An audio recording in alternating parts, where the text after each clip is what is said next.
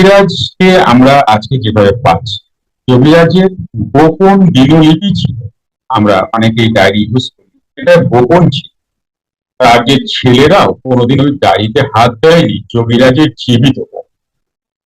সুতরাং এই যে আজকে যোগীরাজের পুরাণ পুরুষ বা আদার্স বই পাই, এটা হচ্ছে যোগীরাজের পৌত্র, মানে যোগীরাজ চলে যাওয়ার পরে তার ছেলের ছেলে মানে পৌত্র এই সত্যচরণ লাহিড়ী মহাশয়, তিনি আমার গুরু বাবাকে দিয়ে ওই গোপন ডায়েরি এবং আরো অনেক তথ্য বাবাকে দিয়ে এটা লেখানো। যোগীরাজ থাকাকালীন যোগীরাজকে বেশি মানুষ চিনতেন না, কারণ যোগীরাজ কে এটা সবসময় গোপন করে রাখতেন।